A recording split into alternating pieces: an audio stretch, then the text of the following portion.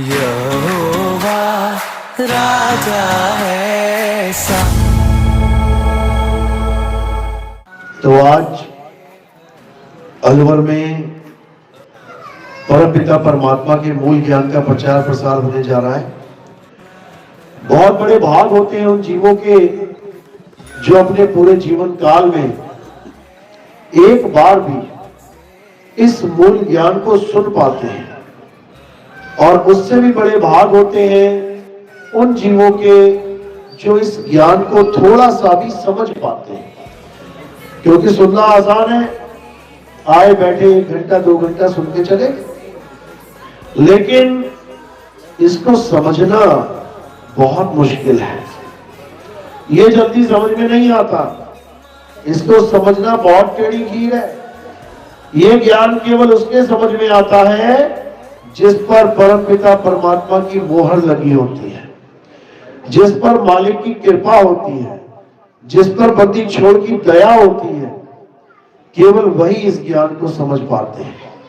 तो आज मैं अरदास करूंगा मालिक से कि वो हम सब पे दया करे, और मेरी एक एक बात जो आपके कानों तक पहुंच रही है, आप उसको समझने में भी सक्षम हो पाए।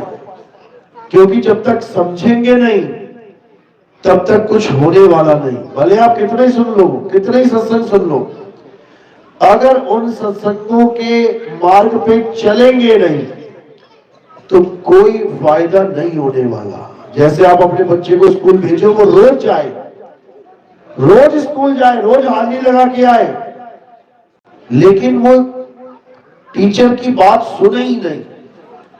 वो 1 घंटा 2 घंटा पढ़ा के रोज उसको पढ़ाए, लेकिन वो सुने ही नहीं, समझे ही नहीं, तो क्या वो पास हो जाएगा?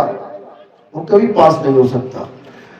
तुम्हें लगेगा मेरा बच्चा रोज स्कूल जा रहा है, रोज घर से निकलता है, अटेंडेंस भी जाके देखो तो रोज लग रही है, घर से स्कूल भी पहुंच रहा है, लेकिन पढ़ने में मन ही नहीं लग रहा है, तो वो पास नहीं हो पाएगा।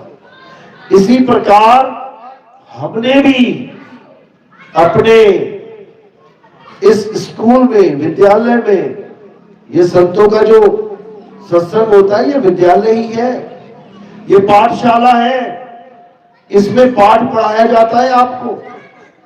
अगर आपने ये पाठ अच्छे से पढ़ लिया, समझ लिया, तब तो तुम पास हो जाओगे, नहीं तो वापस इसी जन्म मरण के चक्कर में वापस आ जाओगे, फेल हो जाओगे। तो मौका आखिरी है, इसके बाद मौका नहीं मिलेगा।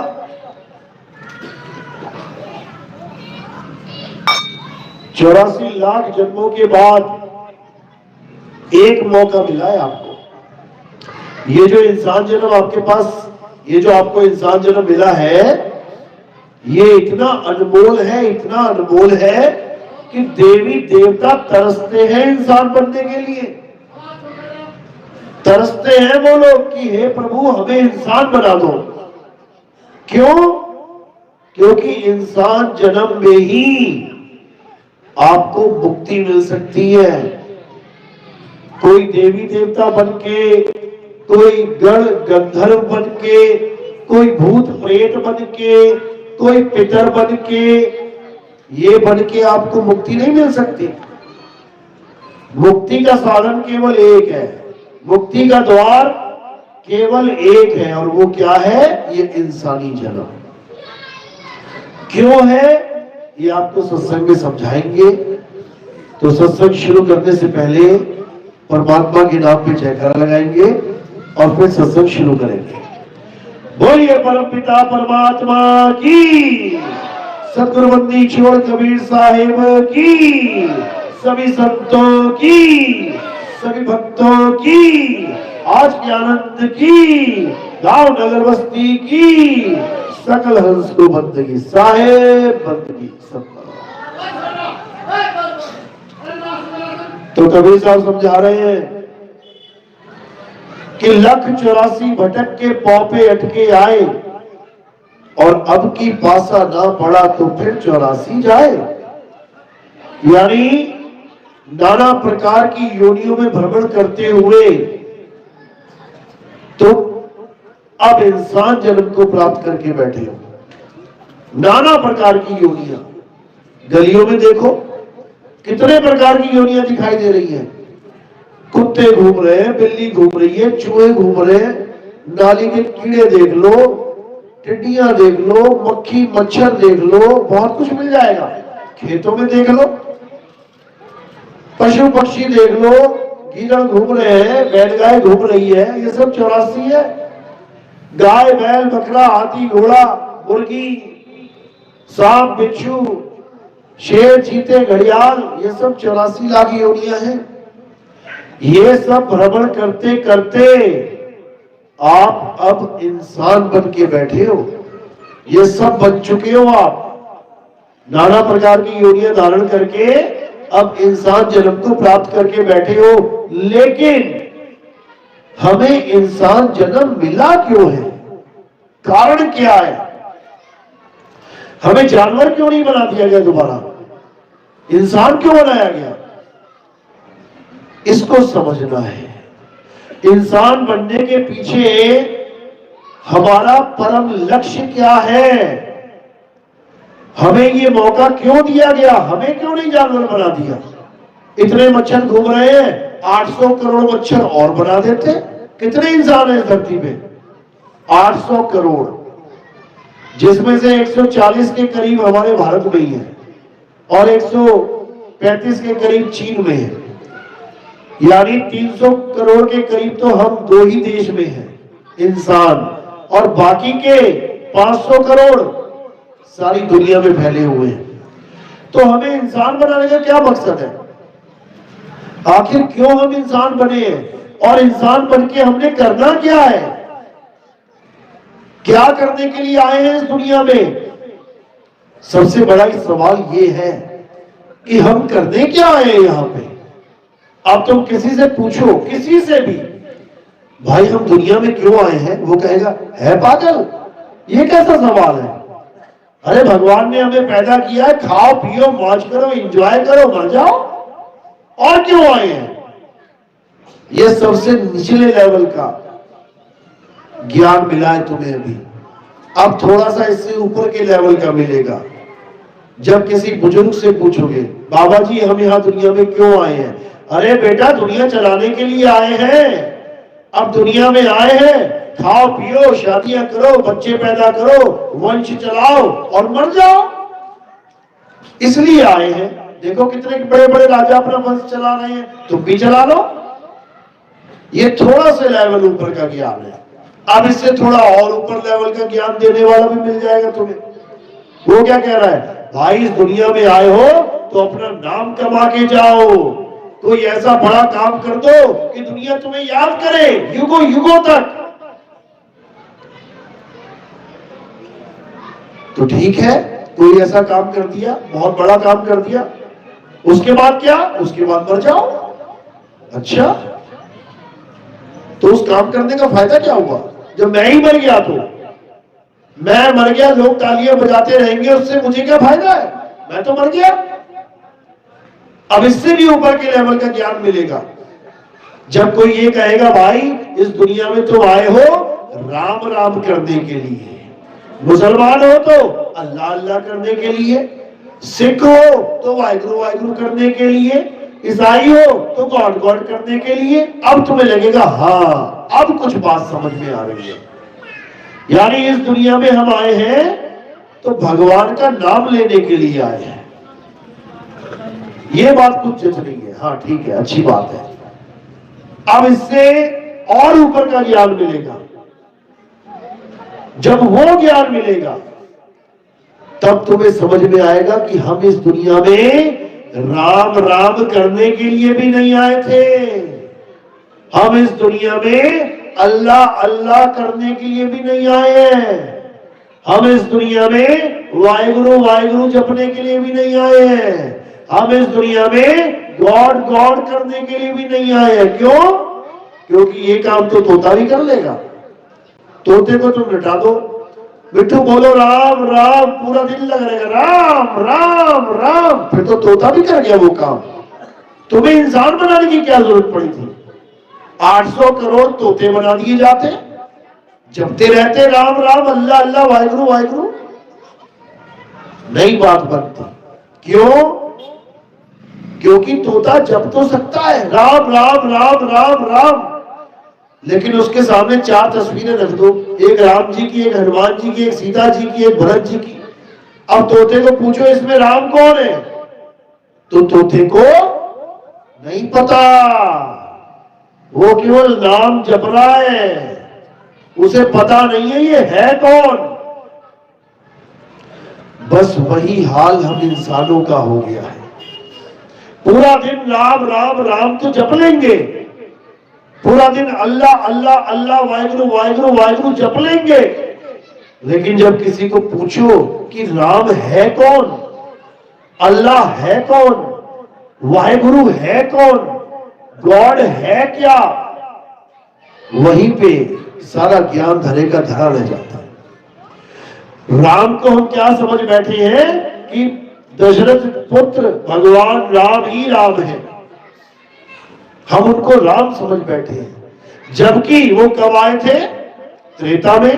तो त्रेता से पहले कौन सा राम था?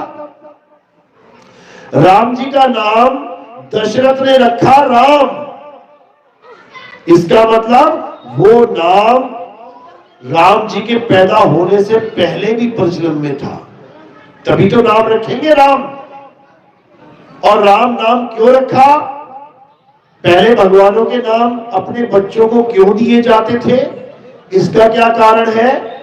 इसका कारण है नाम जाप, क्योंकि उनको इतना ही ज्ञान समझ में आया था कि भगवान का नाम अगर आप मरते समय ले लोगे तो आपकी मुक्ति हो जाएगी। अब बाप और मां को सबसे प्यारा कौन होता है? बच्चा। तो उन्होंने अपने बच्चों का नाम ही भगवान के नामों पे रखना शुरू कर दिया। क्यों? जब मरेंगे, मरने वाले होंगे, तब अगर बच्चे को भी बुलाएंगे, अरे राम आजा, तो वो ऐसे गिना जाएगा जैसे वो भगवान को याद कर रहे हैं। राम आजा यानी भगवान आजा। बुला बच्चे को रहा है और सोच रहा है मेरे मुंह से राम निकल जाएगा तो मुझे राम मिल जाएगा। इसीलिए भगवानों के नाम अपने बच्चों को दिए जाते थे। तो दशरथ ने तो केवल एक नाम दिया था अपने बच्चे को, राम। लेकिन आज आप नेट पे सर्च करोगे, गूगल पे सर्च करोगे, भगवान राम के 108 नाम मिल जाएंगे कि नहीं? मिल जाएंगे। केसरी ने, अंजना ने, अंजनी सोच हनुमान एक नाम रखा था हनुमान। आज सर्च करोगे हनुमान जी के 108 नाम, वो भी मिल जाएंगे। ये इतने नाम किसने रख दिए? यही समझना है, यही खेल है इन नामों का। अगर ये नामों का खेल समझ में आ गया तो तुम्हें समझ में आ जाएगा कि इंसान जन्म कोई नाम जपने के लिए हुआ ही नहीं है। इसका लक्ष्य कुछ और है जो हमें पता ही नहीं है, और हमें पता नहीं है इसलिए हम उस लक्ष्य को पूरा नहीं कर पा रहे। और जब लक्ष्य पूरा नहीं कर पा रहे और बुलावा आ जाता है मृत्यु का, तो हम डर जाते हैं। जैसे किसी बच्चे को 2 साल के लिए विदेश भेजा गया, पिताजी ने भेजा कर्जा उठा के, 10 लाख रुपया कर्जा उठाया, बच्चे को विदेश भेज दिए, जा बेटा पढ़ के आ, डिग्री लेके आ, उसके बाद कमाई कर और सारा कर्जा उतार। बच्चा जैसे ही विदेश पहुंचा, पहुंचते ही ऐसी हवा लगी विदेश की कि वो सारी बातें भूल गया कि वो यहां करने क्या आया था। अब वो वहां पे नाचने गाने में, नशे करने में, घूमने फिरने में 2 साल बिता लिए। अब जब वापसी का टाइम आया, अब डर रहा है कि मैं क्या करने आया था, वो मैं कुछ कर ही नहीं पाया। अब वापसी हो रही है, घर पे पिताजी बहुत डांटेंगे क्योंकि 10 लाख का कर्जा है, कैसे उतरेगा? ना कोई डिग्री, ना कोई पढ़ाई। अब जैसे वो डर रहा है, ऐसे ही हम भी डरते हैं। जब मृत्यु आती है तो क्या होता है? पापा बचा लो, मैं मरना नहीं चाहता, हे भगवान मुझे बचा लो, हे डॉक्टर साहब मुझे बचा लो। सब यही बोलते हैं, जबकि सबको पता है कि जो भी इस दुनिया में आया है, जो भी इस दुनिया में पैदा हुआ है, क्यों पैदा हुआ है? मरने के लिए। तुम्हारे घर में छोटा सा बच्चा पैदा हुआ, क्यों हुआ पता है? मरने के लिए। और तुम्हें लग रहा है बहुत बड़ी खुशियां आ गई है मेरे घर में। अरे वो मरने के लिए पैदा हुआ है, एक पल का भरोसा नहीं कि वो कब मर जाए, कब घर से बाहर जाए, पता लगे एक्सीडेंट हो गया, कभी छत से गिर गया, पानी में डूब गया, आग से जल गया। एक पल का भरोसा नहीं है। क्यों? क्योंकि मृत्यु आनी ही आनी है। अब जो चीज आनी ही है उससे तुम बचोगे कैसे? क्यों तुम डॉक्टर को कह रहे हो, डॉक्टर साहब मुझे बचा लो, मेरी किडनियां फेल होगी, डॉक्टर साहब मैं मर जाऊंगा क्या? हाँ बेटा तू मर जाएगा। अब लगा डरने, अब लगा रोने। अरे डॉक्टर खुद मरेगा। जो तुम्हें बता रहा है कि तू मर जाएगा, वो खुद मरेगा एक दिन। क्योंकि सबने मरना है, सबने मरना है। तो क्या करें? क्या कर सकते हैं हम लोग? आज जो आप सत्संग सुन रहे हो, अभी 10 दिन के अंदर देखना कि कितने लोग मरेंगे। अभी महीने के अंदर देखना तुम्हें खबर आ जाएगी, अरे उनका चाचा निकल गया, दादा निकल गया, मामा निकल गया। तुम ही लोग जाओगे उनको जलाने के लिए उठा उठा के। लेकिन याद रखना तुम्हारा भी नंबर आएगा, तुम्हारा भी नंबर आएगा। तो क्या करना है? मृत्यु की तैयारी करनी है, क्योंकि नंबर तो आएगा, मरना तो पड़ेगा। तो क्या करें? मरने की तैयारी करनी है। जैसे एक स्कूल में 100 बच्चे हैं, पढ़ाई कर रहे हैं, अब एग्जाम तो आएगा और सबका आएगा। तो क्या करना है? पेपर की तैयारी करनी है। अब जो तैयारी नहीं कर रहा है, 101% उसकी हालत खराब होने वाली है। वो डरेगा भी, रोएगा भी, परेशान भी होगा। लेकिन जिसने तैयारी कर ली ना, वो ना डरता, वो ना परेशान होता, वो तो तैयार खड़ा है कि आ पेपर आ तो सही। तू जो मैंने तैयारी करी है मैं सब लिख डालूंगा, कोई फेल नहीं कर सकता उसे। बस इसी प्रकार हमें ये इंसानी जन्म इसलिए मिला है ताकि हम उस पेपर की तैयारी कर सकें। और वो तैयारी क्या है? राम राम राम राम राम नहीं है, अल्लाहू अल्लाहू नहीं है, वाहिगुरु वाहिगुरु वाहिगुरु नहीं है, गॉड गॉड नहीं है। क्या है वो तैयारी बिल्कुल अलग चीज है। वो तैयारी बिल्कुल अलग चीज है। और वो क्या है? वो है अपने आप को जानना कि तुम हो क्या, तुम कौन हो। जो जन्मों जन्मों से सांप बिच्छू मछली मगरमच्छ बनता रहा और आज कुछ समय के लिए इंसान बन के बैठा हुआ है, थोड़े दिनों के बाद वो भी बदल जाएगा, फिर कुत्ता बिल्ली बन के आ जाएगा। तो आखिर तुम हो कौन जो हर प्रकार के शरीर को धारण कर रहे हो? जो धारण कर रहा है वो है कौन? जो अपने आप को अभी आदमी और औरत मान के बैठा है वो है कौन? कितने आदमी बैठे? आदमी आदमी हाथ खड़ा करो जरा। हाँ, आदमी आदमी करना, ये आदमी है। औरतें खड़ा करो जरा हाथ, ये औरतें हैं।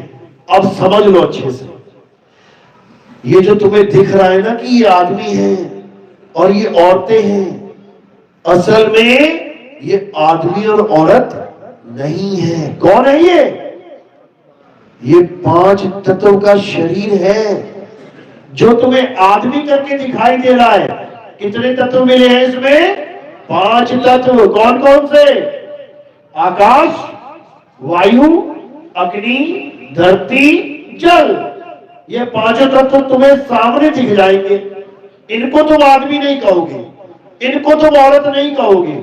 आकाश आदमी है कि औरत? हवा आदमी है या औरत? आग आदमी है या औरत? धरती आदमी है या औरत? पानी आदमी है या औरत? बता नहीं सकते तुम, बता नहीं सकते, क्योंकि उसमें कोई लिंग भेद है ही नहीं। जिसको देखकर हम आदमी और औरत को डिफाइन कर रहे हैं, उनमें वो लिंग भेद है ही नहीं। पानी पड़ा है, बताओ आदमी है या औरत? कोई नहीं बता सकता। लेकिन जब ये पांचों इकट्ठे हो जाते हैं और ये रूप धारण कर लेते हैं, आदमी का तो ये हो गया आदमी, और औरत का तो ये हो गए औरत। कपड़ा आदमी है या औरत? दोनों में से कुछ नहीं है। लेकिन जब जीन्स लेने जाओ, भैया जीन्स देखना, दिखाना जरा, वो क्या बोलेगा? लेडीज दिखाओ कि जेंट्स? अरे वो तो कपड़ा है, उसमें लेडीज जेंट्स का क्या करना है भाई? तो लेडीज जेंट्स क्या है उसमें? डिजाइन। लेडीज डिजाइन अलग है, जेंट्स डिजाइन अलग है।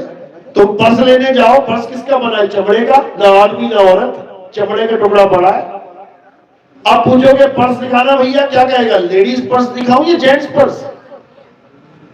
कैसे पता लगा? केवल डिजाइन से। प्लास्टिक ना आदमी है ना औरत है। अभी प्लास्टिक का चश्मा लेने जाओ, भैया चश्मा दिखाना, लेडीज चश्मा दिखाऊं या जेंट्स? किससे पता लगा? डिजाइन से। इसी प्रकार ये आदमी का शरीर भी 5 तत्व का है, औरत का शरीर भी 5 तत्व का है। दोनों में फर्क ही कोई नहीं है। लेकिन फर्क किस चीज का है? डिजाइन का। आदमी का जो डिजाइन है, उसको देख के हमें लगता है ये तो आदमी है, और जो औरत का डिजाइन है, उसको देख के लगता है ये तो औरत है। लेकिन जब इसका तुम पोस्टमार्टम कर डालोगे, यानी इनके पांचों तत्व में विलीन हो जाएंगे। हवा हवा में, पानी पानी में, अग्नि अग्नि में, धरती धरती में, आकाश आकाश में। अब बताओ वो आदमी है कि औरत? यानी ना वो आदमी था ना वो औरत था। वो 5 तत्व थे, लेकिन अलग से डिजाइन लेके बैठे थे, इसलिए लग रहा था कि आदमी है औरत है। जैसे मिट्टी का तुमने एक घड़ा बना दिया और एक सुराही बना दी। अब ये तुम देख रहे हो डिजाइन की वजह से कि ये घड़ा है और ये सुराही है, जबकि दोनों मिट्टी है। उसको अभी चूरा चूरा कर दो, आपस में मिला दो, ना कोई घड़ा ना कोई सुराही। इसी प्रकार इस दुनिया में जितने भी योनियां दिख रही हैं, जितने भी तुम्हें जीव जंतु दिख रहे हैं, ये किससे बने हैं? 5 तत्वों से। वही 5 तत्व डिजाइन बदल बदल के तुम्हें पहनाए जा रहे हैं। कभी तुम्हें बिच्छू का शरीर दे दिया जाता है तो तुम बिच्छू समझने लग जाते हो अपने आप को। कभी तुम्हें कुत्ते का शरीर मिल गया, तुम अपने आप को कुत्ता समझने लग जाते हो, बिल्ली के पीछे भागते हो। कभी तुम्हें बिल्ली का शरीर मिल गया, तुम अपने आप को बिल्ली समझने लग जाते हो, चूहे के पीछे भागते हो। ऐसे ही तुम बार बार नाना प्रकार के शरीरों को धारण करके अपने आप को वही मानने लग जाते हो, जैसे आज अपने आप को आदमी और औरत मान के बैठे। लेकिन असल ज्ञान ये है कि ना तो तुम आदमी हो ना तुम औरत हो। आदमी और औरत तो कपड़े हैं जो इस आत्मा ने पहन रखे हैं। इस जीवात्मा ने क्या पहना है? कपड़ों को पहन रखा है। जब बच्चा पैदा होता है, जैसे बच्चा पैदा हुआ, जैसे शरीर मां के गर्भ से निकला, अब क्या निकला? शरीर निकला, यानी कपड़े निकले। अब उसको पहनने वाला उसमें नहीं है। कई बच्चे ऐसे पैदा होते हैं जिनमें जान नहीं होती। अब जैसे बच्चा पैदा हुआ, यानी कपड़ा पैदा हुआ, लेकिन उसको पहनने वाला नहीं है, तो तुम उसका क्या नाम रखोगे? मुर्दे बच्चे का किसने कभी नाम रखा? कोई नाम नहीं रखेगा। क्यों? क्योंकि जिसका नाम रखना था वो है ही नहीं। किसका नाम रखना था? जीवात्मा का। ये नाम जो तुम्हें दिया गया है, ये जीवात्मा को दिया गया है, जो हाजी हाजी करता है। सुरेश, हाँ पापा जी। वीना, हाँ माता जी। ये जो नाम दिया है जीवात्मा को दिया है। अगर जीवात्मा ना हो, बच्चा पैदा हो गया लड़का, कौन खुशियां मनाएगा? जीवात्मा ना हो, लड़की पैदा हो गई, कौन उसको बेटी कहेगा? मिट्टी है वो, बिना जीवात्मा के मिट्टी है, उसका कोई नामकरण तक नहीं करेगा, क्योंकि जिसका नामकरण करना है वो है ही नहीं। तो तुम कौन हो?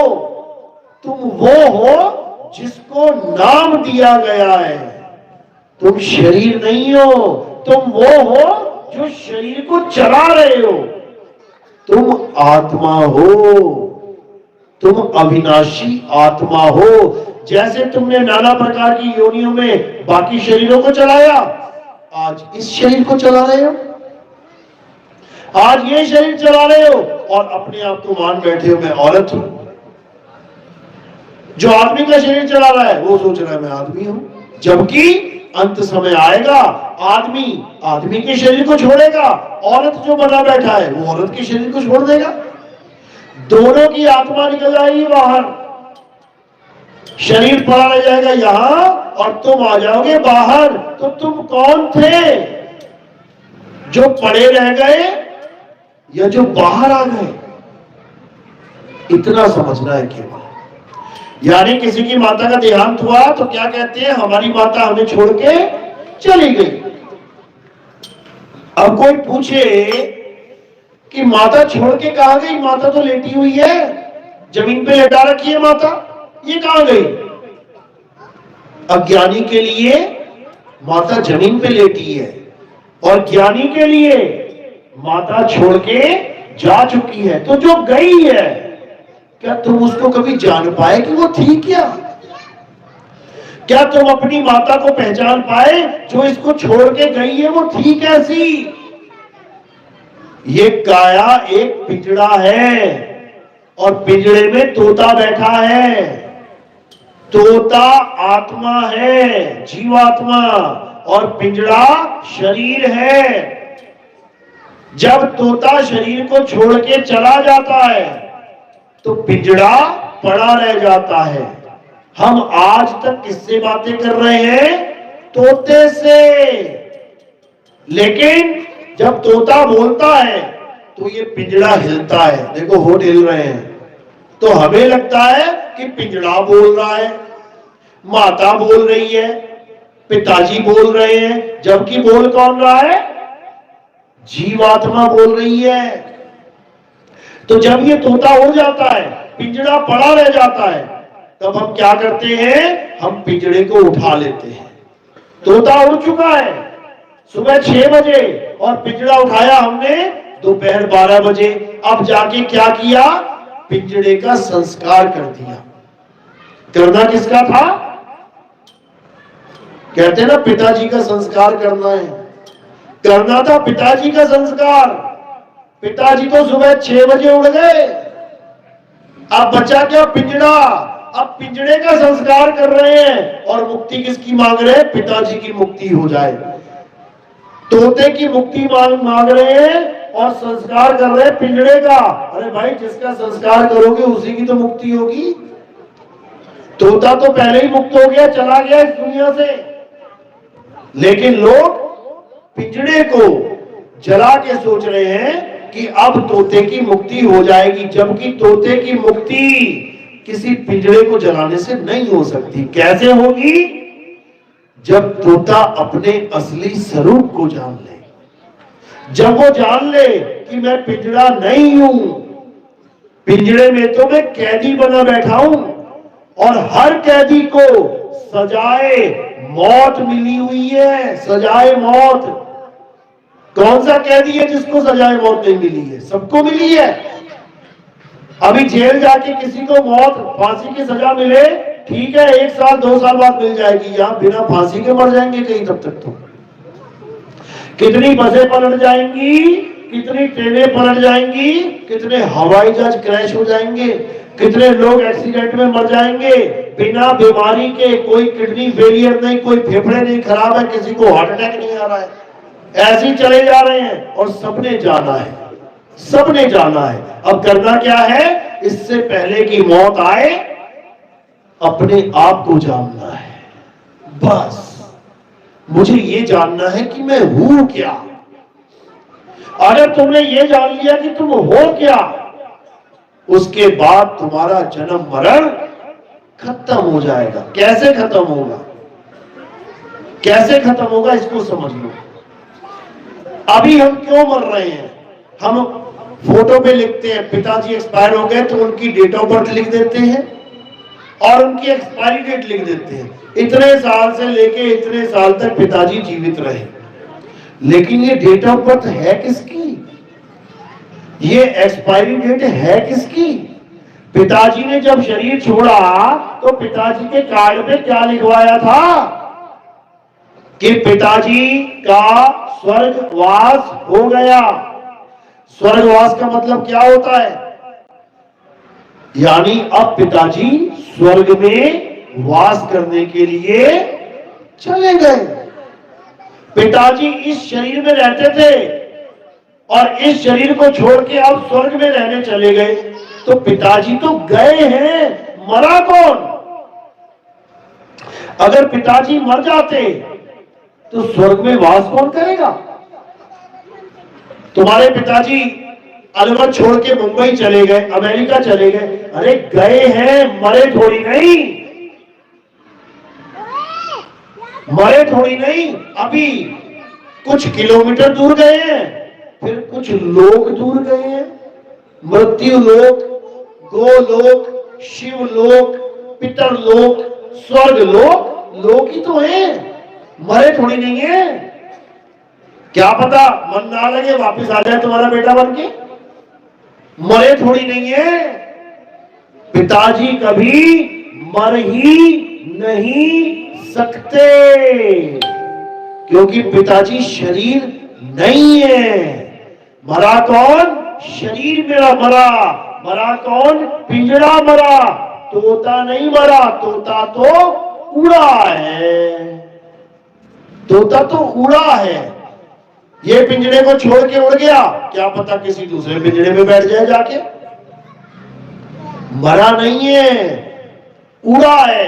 अब यही उड़ना उसका बंधन है, यानी एक पिंजरे से उड़ा, दूसरे में बैठ गया, दूसरे से उड़ा, तीसरे बैठ गया, तीसरे से उड़ा, चौथे में बैठ गया, करते करते करते 84 लाख योनियों के पिंजरों में जाके बैठ रहा है। बार बार गर्भ में जा रहा है, पिंजरा धारण कर रहा है, वापस निकल रहा है, फिर मर रहा है, फिर नया पिंजरा पकड़ने के लिए मां के गर्भ में जा रहा है। कहां से लाए हैं शरीर तुम लोग, ये हम लोग शरीर कहां से लाए हैं, कौन सी दुकान पे मिलाइए। कपड़ा तो मिल जाएगा दुकानों पे, ये काया कहां मिली, मां के गर्भ में। ये फैक्ट्री वहां लगी हुई है मां के गर्भ में, ये कपड़े बना रही है मिट्टी के, और हम पहन पहन के निकल रहे हैं। जैसा कपड़ा पहनते हैं सोचते हैं हम तो ऐसे ही है। आज नीली साड़ी पहन ली तो सोच रही हो मैं तो नीली हूं, कल पीली साड़ी पहन ली कह रही हो मैं तो पीली हूं, फिर गुलाबी पहन ली मैं तो गुलाबी हूं। अरे तू नहीं है नीली पीली गुलाबी, तेरी साड़ियां हैं नीली पीली गुलाबी, तुम नहीं बदल रहे हो। इसी प्रकार ये जीवात्मा कभी नहीं बदलती, ये केवल शरीर बदल बदल के धारण कर लेती है। जैसे विष्णु जी ने किए, पहला अवतार क्या था विष्णु जी का, किसको पता, हाथ खड़ा करो। पहला अवतार किसी को नहीं पता, बहुत बढ़िया। मत्स्य अवतार, मछली का अवतार, मछली का अवतार विष्णु जी का पहला अवतार था। तो विष्णु जी ने कौन सा शरीर धारण कर लिया, मछली का। अब कोई कहे कि विष्णु जी तो मछली है, तो मछली नहीं है भाई, वो तो कुछ समय के लिए कपड़ा पहना है, ठीक है पहन लिया कोई बात नहीं, उतार दिया। अब दूसरा अवतार कौन सा है, कछुए का। कुर्म अवतार। जब देवता और दानव समुद्र मंथन करने लगे तो उस पहाड़ को कहां रखा जाए, तो उन्होंने कछुए का अवतार धारण कर लिया। लो भैया मेरी पीठ पे रख लो। तो वो पहाड़ कहां रखा गया? विष्णु जी की पीठ पे, जो उस वक्त कछुआ बने हुए हैं। तो क्या हम ये मान ले कि विष्णु जी कछुआ है? नहीं मान सकते। क्यों? अब अगला अवतार ले लिया। अब कौन सा लिया? वराह अवतार। जंगली सुअर देखा है ना, जिसके मुंह में 2 दांत होते हैं, वो वाला अवतार लिया। पृथ्वी को उठा के लेके आए जल में से। अब कोई कहे विष्णु जी तो वराह है, तो वराह भी नहीं है। उसके बाद नरसिंह अवतार दिया, आधा आदमी आधा जानवर। अब कोई कहे विष्णु जी तो आधा आदमी आधा जानवर है, वो भी नहीं है। उसके बाद अवतार दिया वामन अवतार। अब कोई कहे विष्णु जी तो वामन है, नाटे से बौने से, वो भी नहीं है। अब किसी ने, अब उन्होंने आगे अवतार लिया परशुराम जी का। अब कोई कहे कि ये तो परशुराम जी है, फारसा लेके घूमते रहते हैं, वो भी नहीं है। अब आगे अवतार लिया राम जी का। अब कोई कहे विष्णु जी तो राम जी हैं, एक वन में भटकते रहे तीर कमान लेके, वो तो इंसान है, आदमी है, वो भी नहीं है। अब कोई कहे कि विष्णु जी ने कृष्ण जी का अवतार लिया, वो कृष्ण जी है, वो भी नहीं है। समझ लो, ना वो मछली, ना वो कछुआ, ना वो जंगली सुअर अवतार, ना वो वामन, ना वो परशुराम, ना वो राम, ना वो कृष्ण, ना वो बुद्ध अवतार है। वो क्या है? आत्मा है। वो आत्मा है। वो चाहे कुछ भी कपड़े पहन ले, वो चाहे तो औरत बन जाए। भस्मासुर को किसने मारा था? आदमी नहीं, औरत ने। आदमी नहीं, औरत ने नचा नचा के मारा था भस्मासुर को। नचा नचा के उसका हाथ उसके सिर पे रखवा दिया। वरदान मिला था उसको कि जिसके सिर पे हाथ रख देगा भस्म हो जाएगा। जिसने वरदान दिया उसी को दौड़ा लिया आगे आगे। बोले शंकर को। शंकर जी ने वरदान दिया, कहते तेरे ही ऊपर हाथ रखूंगा, तेरी पार्वती का अपहरण करूंगा। शंकर जी भागे भागे घूमे आगे, विष्णु जी को पुकारा बचाओ। अब विष्णु जी की भी इतनी ताकत नहीं कि वो आदमी बन के आ जाए, अपने रूप में आ जाए। क्यों? पहले अकेले शंकर जी भाग रहे थे, फिर दोनों भागते। क्यों? उसने तो हाथी रखना है बस। अब उन्होंने क्या किया? आदमी अवतार नहीं लिया, आदमी के रूप में नहीं आए। किसके रूप में आए? औरत के रूप में आए। अब लगे डांस करने। जैसा वो नाचे वैसा ही वो राक्षस नाचे। नाचते नाचते हाथ सिर पे अपने रख लिया, तो उसने नाचते नाचते अपना हाथ अपने सिर पे रख लिया, हो गया भस्म। अब कोई कहे नहीं वो तो एक औरत थी, विष्णु जी नहीं थे। तो भैया ना वो औरत है, ना वो आदमी है, ना वो मछली है, ना वो कछुआ है। वो शरीर नहीं है। वो कौन है? आत्मा है। बस वही तुम्हारा रूप है। तुम भी कोई शरीर नहीं हो। तुम सोचो मैं आज आदमी बने बैठा हूं, मैं आदमी हूं। अरे कुछ दिनों के लिए आदमी है, उसके बाद पता नहीं तुझे क्या बनना पड़ जाएगा। कौन सी गली में, किस कुतिया के गर्भ में, किस बिल्ली के गर्भ में, कौन से घर में, किस चूहे के गर्भ में, चुहिया के गर्भ में आना पड़ेगा। देखो बच्चे घर में छोटे छोटे दिखाई दे जाते हैं। फिर तुम्हारा ये आदमी होने का भ्रम भी टूट जाएगा। ये कुछ समय के लिए, कुछ सालों के लिए तुम्हें इंसान जन्म मिला है, और वो भी कुछ करने के लिए मिला है। क्या करने के लिए मिला है? अपने आत्म स्वरूप को जानने के लिए मिला है। हे अर्जुन, ये जितना भी संसार तुम्हें दिखाई दे रहा है, ये जितने भी लोग तुम्हें दिखाई दे रहे हैं, ये वैसे नहीं है जैसे ये दिखाई दे रहे हैं। तुम केवल इनके शरीरों को देख पा रहे हो।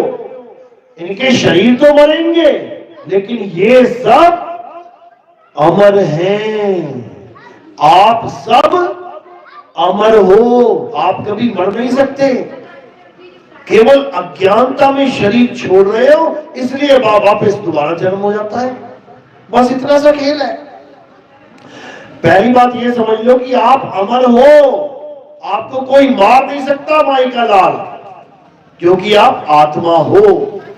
गाते भी हो ईश्वर अंश जीव अविनाशी, तो तुम जीव अविनाशी तो हो, जिसका कभी विनाश नहीं हो सकता।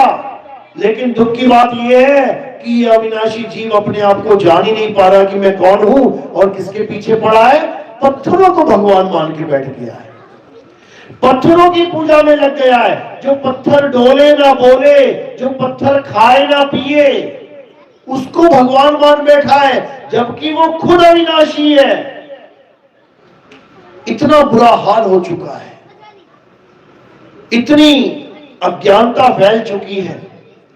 पत्थर को भगवान मान लिया और खुद पुजारी बन बैठा, पूजा करने वाला बन बैठा, और भगवान किसको मान लिया? पत्थर को। अब दोनों में भिन्नता देखो क्या है। पुजारी रोज नहा सकता है, लेकिन जिसको भगवान मान के बैठा है वो भगवान रोज छोड़ो, एक बार भी अपने आप से नहीं नहा सकता। रख देना बाल्टी भगवान के आगे, जिस भगवान की तुम पूजा करते हो उसके आगे बाल्टी रख देना, कहना भगवान जी 1 घंटे बाद आऊंगा, नहा धो के तैयार रहना। 1 घंटा छोड़ो, 1 दिन बाद भी जाओगे ना, बाल्टी वहीं पड़ी होगी। तो पुजारी तो नहा रहा है, और जिसको भगवान मान रहा है वो नहा भी नहीं पा रहा है। अब भोग लगवा देते हैं, थाली रख देना भगवान के आगे, भगवान जी ये 4 लड्डू पड़े, खत्म कर देना, 1 घंटे बाद आ रहा हूं मैं।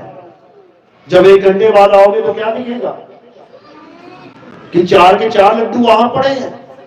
तो पुजारी तो भोग लगा सकता है, खुद से खा सकता है, 4 छोड़ो 8 खा जाए, लेकिन जिसको भगवान मान लिया वो 1 भी नहीं खा पा रहा है। समझो, अब कोई आ रहा है पुजारी से बात कर रहा है तो पुजारी बढ़िया बातें कर रहा है, और पुजारी जी क्या हाल है? बहुत बढ़िया, ठीक है भैया। अब यही बात भगवान जी से पूछी, भगवान जी क्या हाल चाल है? भगवान जी अरे बोलो भाई क्या हाल चाल है भगवान जी? पुजारी बोल के बता रहा है, भगवान कुछ बोल ही नहीं पा रहा है। तो बड़ा कौन है भाई? बड़ा कौन है? समझो क्यों नहीं बोल पा रहा है भगवान होके, और क्यों बोल पा रहा है भगवान का पुजारी होके। पुजारी छोटा होता है, भगवान बड़ा होता है। जो काम पुजारी कर सकता है, एक भी काम भगवान नहीं कर पाया। पुजारी को किसी ने धक्का दिया, पुजारी एकदम उठ के खड़ा हो गया। किसी ने गलती से भगवान को धक्का दिया, मूर्ति टेढ़ी हो गई। कितनी देर में खड़ी हो जाएगी? 1 सेकंड में, 1 घंटे में, 1 दिन में, 1 हफ्ते में, 1 साल में, 1 युग में। सारे युग बीत जाएंगे तब भी नहीं खड़ी हो पाएगी। कारण क्या है? कारण क्या है? कारण है आत्मा। पुजारी में आत्मा है, और भगवान में, पत्थर में आत्मा नहीं है। इसीलिए तो प्राण प्रतिष्ठा करवाते हैं जाके। प्राण फूंक रहे हैं, अच्छा प्राण फूंक दिया, इसका मतलब कुछ बढ़िया चीज चली गई होगी अंदर। जैसे एक मुर्दा है और एक मुर्दा नहीं है, तो दोनों में फर्क समझ में आ रहा है ना। एक बैठा है और एक लेटा है। जो बैठा है वो जिंदा है, जो लेटा है वो मुर्दा है। दोनों में फर्क कर सकते हैं हम, ठीक है। अब 2 मूर्तियां लेके आते हैं, एक में प्राण प्रतिष्ठा नहीं करवाएंगे, एक में प्राण प्रतिष्ठा करवा लेते हैं। डल गए प्राण, हो गई जिंदा, अब दोनों को गिरा देते हैं। अब क्या प्राण प्रतिष्ठा वाली मूर्ति उठ के बैठ सकती है? बैठ जाएगी क्या? तो भाई बिना प्राण वाली भी नहीं बैठ पा रही है और प्राण वाली भी नहीं बैठ पा रही है, तो दोनों में फर्क क्या है? एक मुर्दा नहीं उठ पा रहा है, समझ में आता है, अरे एक प्राण वाला तो उठ जाए, वो भी नहीं उठ पाएगा, तो मुर्दे में और जीवित में फर्क क्या रह गया?